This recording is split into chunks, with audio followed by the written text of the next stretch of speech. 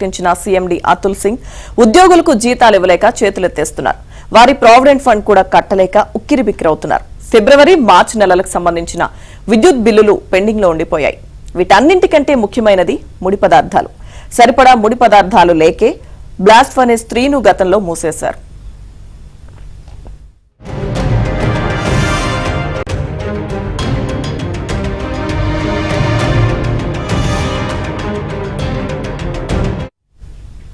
గత డిసెంబర్ నెలాఖరున దాన్ని జిందాల్ సాయంతో వినియోగంలోకి తెచ్చినా ఉత్పత్తి మాత్రం పెరగలేదు.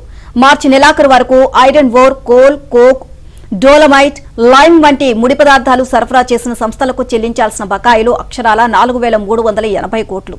కొత్త ఆర్థిక సంవత్సరం తొలి త్రైమాసికం ఏప్రిల్ నుంచి జూన్ నెలాఖరు వరకు ప్లాంటును నడవడానికి మరో 3,380 కోట్ల విలువైన ముడి పదార్థాలు అవసరం.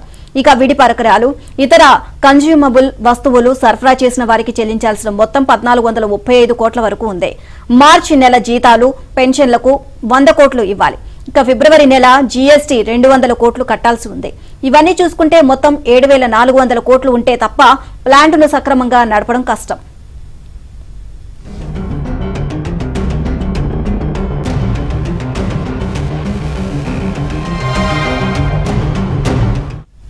బ్లాస్ట్ ఫర్నేస్ 3ను నడపడానికి జిందాల్ నుంచి సాయం తీసుకుంటే కష్టాలన్నీ తీరిపోతాయని యాజమాన్యం, ముఖ్యంగా సీఎండీ ప్రకటించారు. ప్లాంట్ను లాభాల బాటలోకి తెస్తామని గర్వంగా చెప్పారు. తాజాగా ముగిసిన మార్చి నెలలో 2,500 కోట్ల విలువైన ఉత్పత్తులు విక్రయించారు. ఆ డబ్బులు ఏం చేశారో తెలియదు. ఉద్యోగులకు ఇప్పటి వరకు జీతాలు ఇవ్వలేకపోయారు. కోల్ను కొనకుండా జిందాల్ నుంచి నాసిరకం కోక్ తీసుకుని దానికి ఎక్కువ రేటు బిల్లింగ్ చేస్తున్నారని కార్మిక సంఘాలు ఆరోపిస్తున్నాయి.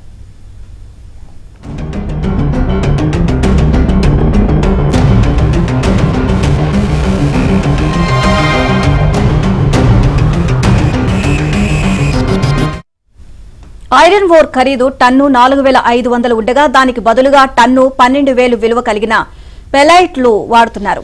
ఇక ఈ రెండింటిలో ఏది వాడినా తయారైన స్టీల్ను మార్కెట్లో టన్ను 50,000కు అమ్మాల్సి ఉంది. అటువంటప్పుడు పెల్లెట్లకు ఎందుకు ఎక్కువ నిధులు వెచ్చిస్తున్నారు అనే ప్రశ్నలు వినిపిస్తున్నాయి. ప్రైవేటీకరణలో భాగంగా ప్లాంటును కావాలనే నష్టాల బాటలోకి తీసుకువెళ్తున్నారు అనే వాదనకు ఇవన్నీ బలం చేకూరుస్తున్నాయి. 2021-22 ఆర్థిక సంవత్సరంలో లాభాలు తెచ్చిన ప్లాంటును 2022-23లో 3,000 కోట్ల నష్టాల్లో చేర్చాయి. తాజాగా ముగిసిన ఆర్థిక సంవత్సరంలో మరో 4,500 కోట్ల వరకు నష్టాలు వచ్చాయని సిఐటియు నాయకుడు అయోధ్యారాం చెబుతున్నారు.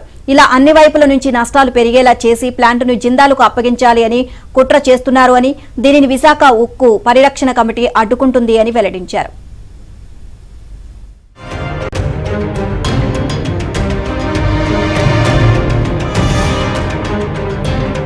స్థాయిలో ఉంచాలనేది కేంద్ర ప్రభుత్వం నిర్ణయం లాగా తెలుసుకుంది. ఇప్పటికే ఇక్కడ ఉన్నటువంటి అధికారుల సహకారంతో క్రమంగా ఇప్పుడు నష్టాల బారిని తీసుకువెళ్ళడం జరుగుతుంది. ఇప్పుడు మనం చూసుకుంటే విశాఖ పూర్తిగా అప్పుల్లో కూరుకుపోయి ఉక్కిరిబిక్కిరవుతున్నటువంటి పరిస్థితి అయితే కనిపిస్తుంది. ఇప్పుడు మార్చి నెలాఖరికి ముడి పదార్థాలకు చెల్లించాల్సిన బకాయిలు 4,380 కోట్ల రూపాయలు ఉన్నాయి. అలాగే విడి పరికరాలు, అలాగే సంబంధించినటువంటి ఎవరైతే సరఫరా చేస్తారో వాళ్ళకు 1,435 కోట్ల రూపాయలు బాకీలు ఉన్నాయి. జీఎస్టీకి ఒక 200 కోట్ల రూపాయలు మేము వెరసి పిఎఫ్ కావచ్చు, మిగతా అన్ని కలిపి 7,400 కోట్ల రూపాయలు దాదాపుగా ఇప్పుడు అవసరమైనటువంటి పరిస్థితి ఉంది. అయితే అధికారులు గతంలో జిందాల్తో కావచ్చు, మిగతా ప్రైవేట్ వాళ్ళతో ఒప్పందాలు కావచ్చు, అలాగే ఇక్కడ ఉన్నటువంటి స్థలాలు అంతే డబ్బులు వస్తాయని చెప్పారు. సో ఇవన్నీ బోటకు మాటలాగే తెలుస్తున్నాయి. ఇక్కడ ఉన్న అధికారులు కూడా దీన్ని పూర్తి స్థాయిలో ఎవరైతే ఉన్నత స్థాయి అధికారులు ఉన్నారు, సీఎండీ అయితే డైరెక్టర్స్, వీళ్ళంతా ప్లాంట్ ను పూర్తిగా నాశనం చేయడానికి కేంద్ర ప్రభుత్వాన్ని సహకరిస్తున్నారేమో అని అనుమానం స్టీల్ ప్లాంట్ లో ఉన్నటువంటి కార్మికుల మధ్య లేవనెత్తినటువంటి పరిస్థితి ఉంది. ఆ భయం కూడా ఇప్పుడు మొదలైనటువంటి పరిస్థితి. సో ప్లాంట్ ని ఖచ్చితంగా కేంద్ర ప్రభుత్వం ఆదుకోవాలి. ముడి సరుకు ఇక్కడ ఏవైతే కొన్ని ఇంటర్నల్ గా ఏంటంటే ల్యాప్సెస్ వలన మాత్రమే నష్టాలు వస్తున్నాయి తప్పితే ఇక్కడ పని చేయకపోవడం వల్ల ఇప్పుడు ముడి సరుకు కానీ లేకపోతే రవాణా ఛార్జీలు కానీ ఇవన్నీ అదనంగా భారంగా మారడం వల్ల ఈరోజు స్టీల్ ప్లాంట్ పూర్తిగా దివాలా తీసేలా ఇక్కడ అధికారులు వ్యవహరించడం, ఆ పరిస్థితి రావడం, దీని పట్ల ఇక్కడ కార్మిక సంఘాలు కానీ వీళ్ళు కానీ ఆగ్రహం వ్యక్తం చేస్తున్నటువంటి పరిస్థితి. ఇప్పుడు ప్రభుత్వాలు ఖచ్చితంగా దీన్ని ఆదుకోవాలి కేంద్ర ప్రభుత్వం అని చెప్పి వీళ్ళు డిమాండ్ చేస్తున్నటువంటి పరిస్థితి.